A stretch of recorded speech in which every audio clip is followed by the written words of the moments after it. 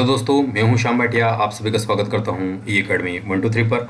आज हम समझेंगे डिजिटल टैक्स क्या है। अगर आप आईएएस, यूपीएससी, सीएससी की प्रिपरेशन कर रहे हैं तब तो ये वीडियो आपके लिए इंपॉर्टेंट है ही सही।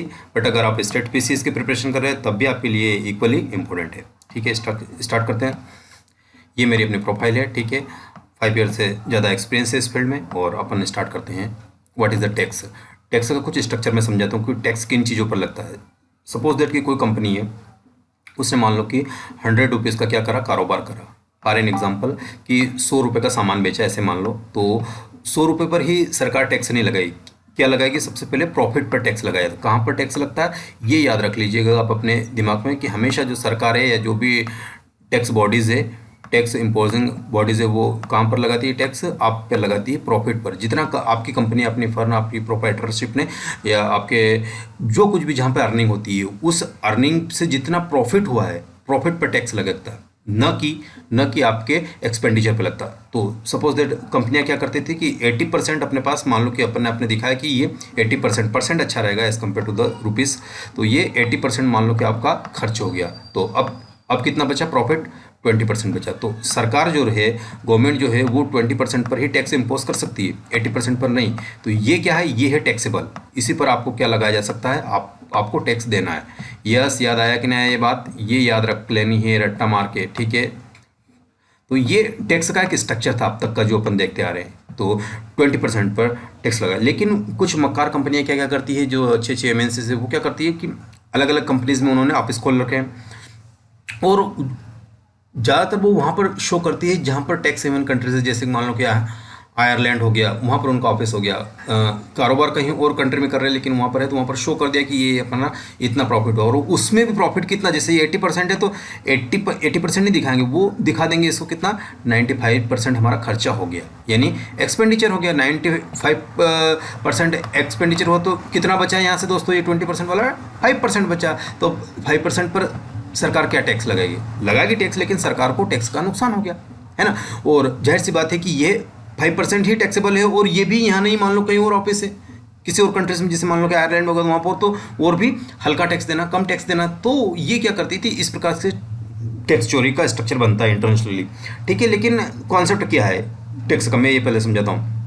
अगर मैं बात करूँ तो सरकार टैक्स क्यों लगाती है, जैसे कि अगर इंडियन कॉन्स्टिट्यूशन आप पढ़ेंगे तो वहाँ पर आपको एक चीज़ मिलेगी, DPSP, directive principle of state policy, है ना, नीति निर्देशक तत्व। उनके अंदर सरकार का ये उद्देश्य रहता है कि एक जन कल्याण के कार्य करती है। और जन कल्याण के कार्य करने के लिए सरकार को क्या चाहिए होता है? पैसा चाहिए होता है। और वो पैसा का कलेक्शन कहाँ से होता है? टैक्सेशन के माध्यम से होता है। और टैक्सेशन में तो आप देख रहे हो कि अगर ऐसी हालत हो जाती है तो फिर क्या बनना, है ना। तो उस कंट्री का प्रॉपर डेवलपमेंट होने के लिए टैक्स का कितना बड़ा रोल है, और जो बड़े कारोबारी है, जो बड़े कारपोरेट्स है, उनका कितना बड़ा रोल है, यहाँ पर इजीली देख सकते हो आप। ठीक है, तो ये चीज़ थी। और सरकार इसलिए टैक्स लगाती है कि वो सभी को फायदा पहुँचा पाए। यानी ये टैक्स देने वाले कितने होंगे? मुट्ठी भर लोग होंगे एक कंट्री के अंदर जो अच्छा खासा टैक्स दे सके। लेकिन जो इसका फ़ायदा मिलेगा, रेलवे, सड़क, परिवहन, वो और भी बाकी चीज़ें, हॉस्पिटल्स हो गया, जितनी भी सरकारी चीज़ें चलती है, वो स्कूल्स, इन सबको। तो ये जो मिलने वाली चीज़ें हैं, कैसे मिलती है इनको? इस फॉर्म में मिलती है। यानी आपने टैक्स कलेक्शन किया और फिर लोगों में वही टैक्स का पैसा इस टाइप से रिसोर्सेज में बांट दी थी। ये पूरा एक स्ट्रक्चर होता है। हालांकि जो सरकार के पास रेवेन्यू आता है और भी मीडियम होते हैं टैक्स के अलावा, लेकिन नॉन टैक्स और टैक्स वाला रेवेन्यू अपन जब बजट वाला वीडियो है उसके अंदर आप इजीली कवर कर सकते हैं। ये हमारा मेन नहीं है आज में। आज का ये है कि मीनिंग ऑफ टैक्स हो गया, और इम्प्लीमेंटेशन ऑफ टैक्स जो होता है, ये इम्पोज करना ही पड़ता है, नहीं तो सरकार की जो अर्थव्यवस्था है वो नहीं चल पाती। आगे चलते हैं। यहाँ में रुकूंगा दोस्तों। What the exactly mean. तो जो यूएस ने स्टार्ट किया है कि इन्वेस्टिगेशन, एक ऐसा इन्वेस्टिगेशन किया कि जैसा देखिए पर ऊपर मैंने समझाया कि 95% तक लोग क्या दिखा देते हैं, उसका एक्सपेंडिचर दिखा देते थे। तो अब सरकार के पास जो टैक्सेबल अमाउंट बचता है वो कितना, 5% बचता है। तो उससे सरकार को बहुत नुकसान हो रहा था। तो और खासकर डिजिटल प्लेटफॉर्म पर तो ये चीज़ें बहुत ज़्यादा हो रही थी। तो सरकार ने सोचा, और ये काफ़ी टाइम पहले से चल रहा है, ये आज ही नहीं आया। बट हाँ, यूएस ने इसका इन्वेस्टिगेशन स्टार्ट किया, तो ये इंपॉर्टेंट बन रहा है। ठीक है, तो स्टार्ट करते हैं बात को। सरकार ने कहा कि आपका कितना पैसा खर्च हुआ हमें नहीं पता। आपका 1 रुपया खर्च हुआ, ₹80 खर्चे हुए या 95 या 99 या ₹100 से खर्च होगा, आप जानो, आपकी कहानी जाने। आप तो हमें 3% या 6% या जो भी इसके आसपास रहा हो, जो भी रिस्पेक्टिव कंट्री इस पर इम्पोज करना चाहे डिजिटल टैक्स, वो टैक्स हमें दे दीजिएगा। वो टैक्स कहाँ से आता है? जैसे कि डिजिटली एडवर्टाइजमेंट किया जाए, जैसे कि मान लो कि इंडिया के अंदर कोई कंपनी काम कर रही है और रिलायंस कंपनी सपोज उस पर ऐड देती है या और भी कोई ऐड देता है, तो उससे उससे टैक्स का रेवेन्यू मान लो कि ₹100 आता है। तो ₹100 आता है, तो सरकार कह रही कि आपको इस ₹100 कमाने में कितना पैसा लगा, गूगल भाई साहब या फेसबुक भाई साहब, हमें नहीं पता है। आप तो हमें ₹3 या ₹6 जो भी हम तय करेंगे वो दे दीजिएगा हमको, दैट्स ऑल। हम नहीं जानते कि ये कितना कुछ है, दैट्स ऑल। यही चीज़ें सरकार ने की, और ये सिर्फ भारत ने नहीं की, ये 10 कंट्रीज़ ने की। कितनी कंट्रीज ने की? 10 कंट्रीज है, इंक्लूडिंग इंडिया, ठीक है। ये और वो कौन कौन सी कंट्री है? ऑस्ट्रिया, ब्राज़ील, चेक रिपब्लिक और ये सब कुछ, ठीक। और इसको चल के देखते हैं अपन एग्जैक्टली साइट पर। और आपको अगर यूपीएससी की प्रिपरेशन कर रहे हैं तो आपको वेबसाइट से अवगत होना जरूरी है और उनके इंटरनेशनल अफेयर से अवगत होना जरूरी है, क्योंकि वहीं से आपको ऑथेंटिक और ओरिजिनल डाटा मिल सकता है। वरना जो बुक्स होती है, कब छपी थी, क्या छपा था, स्टडी मटेरियल किसी कोचिंग इंस्टीट्यूट का कितना चेंज हो गया, करंट अफेयर कुछ अपडेट नहीं करते, वही कॉपी पेस्ट करते, तो उनसे बचना है दोस्तों आपको, ठीक है, क्योंकि ये चीज़ें इंपॉर्टेंट। चलो गूगल भाई साहब के पास अपन भी आ जाते, पूछते हैं। USTR में यहाँ पर सर्च करता हूँ आपके सामने, और यहाँ पर पहला लिंक आ गया, मैंने इसको ओपन किया। मैं सारी चीज़ें उसके PDF फॉर्मेट बताऊँगा, जो हमारे ऑफिसर्स यानी जितने सारे फॉरेन ऑफिसर्स हैं वर्ल्ड के, सभी पढ़ते हैं उस चीज़ को। ये एक ऑथेंटिक साइट है, office of the United state trade representative की। ओके, थोड़ा सा आप इसको यहाँ पर आइएगा, और यहाँ पर आने के बाद इश्यूज़ एरियाज़ में जाइएगा। यहाँ पर आने के बाद इन्फोर्समेंट में जाइएगा। इन्फोर्समेंट में अब आप जाएंगे तो आपको एक और पेज खुल के आ जाएगा ये, ठीक है। और इसका थोड़ा सा डाउन में जाते हैं अपन, थोड़ा सा डाउन में गए तो यहाँ पर इश्यूज़ एरिया को फिर कवर कर दीजिए, और यहाँ पर आएगा, देखिएगा ये चीज़ अगर मैं आपके सामने देखो तो यहाँ पर सेक्शन 201 इन्वेस्टिगेशन भी है, ये कुछ अलग है। और यहाँ पर सेक्शन 301 इन्वेस्टिगेशन है, यही इन्वेस्टिगेशन डिजिटल सर्विस टैक्स के बारे में है, ठीक है। तो मैं इसको ओपन करता हूँ, तो वहाँ पर MCQ दिया हो सकता है यूपीएससी के अंदर, जो IAS का आपका प्री होता है, उसके अंदर क्या कि section 201 investigation and section 301 investigation, तो चूज़ कौन सा करना? 301, ठीक है। मैंने इसको ओपन किया क्लिक करके, तो ये मुझे एक दूसरे पेज पर ले जा रहा है। यस, ये इंपॉर्टेंट है, और यहाँ से आप सारी चीज़ें पढ़ा करिए, यहीं से इनकी PDF मिलती है, और उन्हीं को स्टडी करके आपको आंसर लिखिए, तभी आपका आंसर में ग्रेविटी आएगी। वरना थोक के भाव में इंस्टीट्यूट कह रहे हैं, थोक के भाव में कोई न्यूज़ चैनल कह रहा है, कोई यूट्यूब का चैनल कह रहा है, इन किसी को फॉलो नहीं करना, क्योंकि कोई भी ऑथेंटिक नहीं होता है, ठीक है। मैं सभी की बात नहीं कर रहा हूँ, लेकिन हाँ, कुछ का नाम भी नहीं लूँगा, लेकिन फिर भी वो लोग इतनी कुछ मेहनत नहीं कर पा रहे, और जो इन्फॉर्मेशन यहाँ पर होती है उससे ज़्यादा ऑथेंटिक कहीं मिल नहीं सकती आपको, ठीक है। यहाँ पे आना है, ये सब अलग है। और यहाँ पर आप आइएगा सेक्शन 301 डिजिटल सर्विस टैक्स, इसको मैं ओपन करता हूँ तो एक PDF की तरफ ले जाता है मुझे, और उस PDF पर सब कुछ लिखा होगा। देखो यहाँ पर सेक्शन 301 डिजिटल सर्विस टैक्स, ठीक है। ये किससे, डिजिटल सर्विस टैक्सेस किससे रिलेटेड है? सेक्शन 301 है। 301 कौन प्रपोजल करता है? यूनाइटेड स्टेट्स ट्रेड रिप्रेजेंटेटिव, याद रहेगा ये। चलो इसको ओपन करते हैं। अब यहाँ से एक ओपन हो जाएगा आपकी PDF, जिसके अंदर सारी कहानी मिलेगी, और एक एक चीज़ मैं उसके अंदर एक्सप्लेन करूँगा, लेकिन पूरा मैं एक्सप्लेन नहीं कर पाऊँगा क्योंकि ये बहुत ज़्यादा पेजेस है। एजेंसी कौन है ना? तो office of the United trade, ये किसने इनिशिएट करा है, ठीक है। और ये डॉक्यूमेंट नंबर, ये सब आपके लिए इंपॉर्टेंट नहीं है, सरकार के लिए इंपॉर्टेंट। आपके लिए जो इंपॉर्टेंट है वो मैं समझा देता हूँ इसमें। आप आइएगा डिजिटल सर्विस टैक्सेस, ठीक है। यहाँ पर आप आएंगे तो ये इन्होंने इनिशिएट करा है, इसको एक बार पढ़ लीजिएगा, इसके रिलेटेड इन्फॉर्मेशन है ना। और यहाँ से आ रहा है कि ऑस्ट्रेलिया है ना, ये अक्टूबर 2019 से स्टार्ट हुआ था, जिससे ऑस्ट्रेलिया DST अप्लाई 5% है। ऑस्ट्रेलिया ने कितने % लगाया? 5% है। तो अगर स्टेट PCS की प्रिपरेशन करे तब तो वो ऐसे लड्डू क्वेश्चन पूछेंगे, उस कंट्री ने कितना लगाया, ये नहीं पूछेंगे उसका एनालिसिस क्या है, वो तो UPSC पूछती है। UPSC इसलिए तो उसका नाम है दोस्तों, है ना। तो ये चीज़ें आ गई आपके पास। ऑस्ट्रेलिया आ गया। ब्राज़ील की अगर बात करूँ तो ब्राज़ील ने भी ये चीज़ें इम्पोज की। चेक रिपब्लिक ने कितना इम्पोज किया? 7% DST। ये डॉक्यूमेंट पूरा आप इजीली पढ़ सकते हैं, मैं इंडिया का खोल के बता देता हूँ, इतना सब पढ़ेंगे तब तो हो गया काम अपने वीडियो का, बहुत लंबा हो जाएगा। यहाँ पे आप देखिए कि मार्च में जो प्रपोज किया था इंडिया ने, वो कितना था? 2% क्या था? DST लगाने का प्रपोजल किया था। India adopted 2% digital service taxes, तो याद रहेगा ये चीज़ें।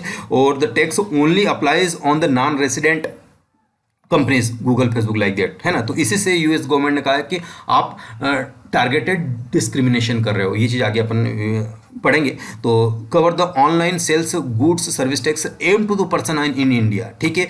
टैक्स अप्लाइज, ये उन्हीं कंपनी पर लगेगा 20 मिलियन से ज़्यादा रेवेन्यू ड्रॉ कर रही है, ठीक है, या सेल कर रही है। ये ऐसे लड्डू एमसीक्यू बन सकते हैं। फिर कह रहा हूँ स्टेट पीसीएस और एमपीपीएससी की तैयारी कर रहे हो तब तो बनेंगे ही मरेंगे, पक्का ऐसे ही क्वेश्चन बनने वाले हैं, है ना। तो आप इन इफेक्ट को एक बार पढ़ लीजिएगा, ठीक है। और ये इफेक्ट कब से होगा, ये भी क्वेश्चन एमसीक्यू बन सकता है कि ये इफेक्ट हो सकता है होगा अप्रैल 2020 से। इसलिए थोड़ा सा करंट अफेयर्स में है। अभी क्यों ये करंट में आया है, क्योंकि जाहिर सी बात है कि यूएस इंडिया डील होने वाली है और इसको अगर इंप्लीमेंट किया तो इस पर क्या हो सकता है, थोड़ी सी बातें बन सकती है ना, थोड़ा सा है ना, खटास आ सकती है बात में। तो ये चीज़ें इंडोनेशिया ने क्या लगाया है, इटली ने 3% लगाया हुआ है, ठीक है। और इसकी वजह से क्या होगा, उन्होंने भी लिमिट दी है। ऐसे बहुत सारी चीज़ आप देखोगे, स्पेन है ना, यूनाइटेड किंगडम है, आप यहाँ पे देख सकते हो कि और इनिशिएशन कहाँ से हुआ, ये सब इस टाइप से इंटर आलिया वगैरह वगैरह इन सबको एक बार पढ़ लेना। मैं इसमें नहीं जा रहा हूँ क्योंकि नहीं तो अपना वीडियो काफ़ी लंबा होगा। तो ये आप डाउनलोड करके पढ़ लेना, इसका लिंक मिल जाएगा आपको, ठीक है। तो आते हैं वापस अपने स्लाइड पर। तो ये चीज़ें सारी उसके अंदर इंक्लूड थी। और ये एक अच्छी सी बुक है दोस्तों, जो कि अगर आप एनआईसी की प्रिपरेशन कर रहे हो तो इसके अंदर 300 से ज़्यादा एमसीक्यू है। और इमर्जिंग टेक्नोलॉजीज जैसे ब्लॉकचेन हुआ, आर्टिफिशियल इंटेलिजेंस हुआ, टेक्निक्स हुआ, सिक्योर प्रोग्रामिंग हुआ, कॉन्सेप्ट, ये सब इसमें मिल जाएंगे आपको, है ना। तो अगर आप एनआईसी की प्रिपरेशन कर रहे हो तब इसको आपको ले सकते हो, और अगर आप नहीं तो जो भी लोग इनके रिक्वायरमेंट है उनको आप शेयर कर सकते हो उसको। अब यहाँ पर यूएस का स्टैंड क्या है, उसका स्टैंड प्रेसिडेंट साहब बोल रहे हैं कि concern to the many trading partners and adopting the tax scheme. Tax scheme का उनका मीन क्या है, उनका मीन है कि जो जो जो पहले वाले टैक्सेस यानी ट्रेडिशनल टैक्सेस से उनके कंपैरेटिवली आप कुछ और कर रहे हो भाई साहब, तो ये चीज़ें स्कीम्स आप एडॉप्ट कर रहे हो। उसकी वजह से क्या हो रहा है कि अनफेयरली टारगेट हो रहे हैं। कौन टारगेट हो रहे हैं, यूएस बेस्ड कंपनियां जितने भी, चाहे वो डिजिटल मार्केटिंग की हो, चाहे वो डिजिटल प्लेटफॉर्म की हो या नॉन डिजिटल की हो, मतलब डिजिटल पर ही अपन मेनली काम कर रहे हैं इस पर, तो उसी के लिए उन्होंने बोला। तो ये चीज़ कही गई है कि अनफेयरली टारगेट हो रहा है ना कंपनियों को। तो यूएसटीआर जो है, जो अभी अपन उसकी वेबसाइट से विजिट करके आए, उन्होंने कहा है कि इनिशिएट द सेक्शन 301, इसको कंट्रोल करने के लिए, इसको मिनिमाइज करने के लिए ये इन्वेस्टिगेशन हमने स्टार्ट किया है दोस्तों। तो ये याद रहेगा, सेक्शन 301 इसी टाइप का एमसीक्यू बनने वाला है। अगर आंसर लिखना है तो आपको लिखना होगा कि पब्लिक या ग्लोबल डोमेन में जो टैक्स स्ट्रक्चर में जो बहुत बड़ा बदलाव आने वाला है उस पर आप एनालिसिस करना है। और ये भी एक इंपॉर्टेंट तीनों बुक है। बुक 1 ये भी आपको एनआईसी के लिए मिल जाएगी, ये बुक 2 और ये बुक 3 जो कि है आप इजीली इनको ले सकते हो। यहाँ पर फिर आप आते हैं कंक्लूजन की तरफ। कंक्लूजन में बहुत अच्छी बात ये आती है कि जितना भी डिजिटल टैक्स स्ट्रक्चर अब तक हमने बनाया है इस धरती पर, उससे अलग होगा, क्योंकि जो डिजिटल स्ट्रक्चर है दोस्तों वो अलग हो रहा है ना। उसका प्रकृति अलग है, उसका इम्प्लीमेंटेशन अलग है, उसका टैक्स कलेक्शन अलग है और उसका नेचर भी अलग है। तो इस प्रकार की चीज़ों को हम क्या कर रहे हैं, हम इंक्लूड कर रहे हैं और उसको चेंज करेंगे, ठीक है। तो और हमारा जो रीडिफाइन करना है स्ट्रक्चर, कौन सा टैक्स स्ट्रक्चर, उसको भी करना है। और ये सारी चीज़ें आपको ध्यान देनी है ना। तो आपका आंसर राइटिंग कैसे होगा, तो यही आपको ध्यान रखना है कि आपको अच्छे तरीके से, और जो मैंने पीडीएफ शो करी थी आपको, इसको भी आप क्या कर सकते हो, डाउनलोड कर सकते हो और पढ़ सकते हो एक बार ये इजी वे में। तो ये चीज़ें मैंने आपके सामने लेने की कोशिश की है। और भी इससे रिलेटेड कोई कन्फ्यूजन, कोई डाउट्स अगर बनता हो दोस्तों, कोई डाउट्स मान लो कि किसी प्रकार का, तो आप मुझसे कांटेक्ट कर सकते हो या कमेंट बॉक्स के अंदर दे सकते हो। और इसमें एक और चीज़ मैं आपके साथ शेयर करने वाला हूँ। एक और चीज़ ये है कि आप इस पर बेस्ड आंसर कैसे लिखेंगे। अब अपन एमसीक्यू प्लस आंसर की बात करेंगे, ठीक है। तो एमसीक्यू तो मैंने कह ही दिया कि एमसीक्यू कैसे फ्रेम होने वाले हैं। दूसरी चीज़ आपके पास मैं चला रहा हूँ कि थ्योरेटिकली आपको या कॉन्सेप्चुअली कैसे आपको इसको रिकॉग्नाइज करना है, ठीक है। तो इसमें जो मेन चीज़ आपके पास आने वाली है, आप हमेशा कंसेप्ट पर गौर कीजिएगा। इसकी वजह से वाकई में कोई चीज़ दूर हो रही है, अनफेयरली टारगेट हो रहे या नहीं हो रहे, तो ये सरकार का क्या पक्ष है। अब इससे रिलेटेड जितनी भी न्यूज़ आती रहती है अखबारों में, जहाँ कहीं भी आती है, या सरकार को इसके बारे में नोटिफिकेशन निकालती है, तो उस पर आप गौर कीजिएगा। क्योंकि सरकार का डॉक्यूमेंट से ही या कभी कहीं न्यूज़ वगैरह में आता है, तो वो भी आपको पढ़ना जरूरी है कि इसके बारे में क्या कहानी कही गई है, ठीक है। तो ये स्ट्रक्चर जब तक आपको समझ में नहीं आएगा दोस्तों, तब तक आप मेंस का आंसर नहीं लिख सकते और उस इंटेंसिटी के साथ नहीं लिख सकते। और ये अगर इंक्लूड करोगे तो यकीन मानिए आपके आंसर में ग्रेविटी आ जाएगी। और जब आपके आंसर में गुरुत्व आ जाएगा तो फिर तो जाहिर सी बात है मार्क्स मिलेंगे तो आपको अच्छी रैंक्स मिलने वाली है। तो ये चीज़ अच्छी है वैसे, बट मैं चाहता हूँ कि ये कम्प्लीटली मैं इतने टाइम पीरियड में एक्सप्लेन नहीं कर पाया हूँ। तो अगर आपका कोई भी डाउट्स वगैरह हो इससे रिलेटेड तो मुझे आप कमेंट कर सकते हैं, ठीक है। तो ये वीडियो अपन यहीं तक रहते हैं, बाकी फिर मिलते हैं next video. Thank you, bye bye.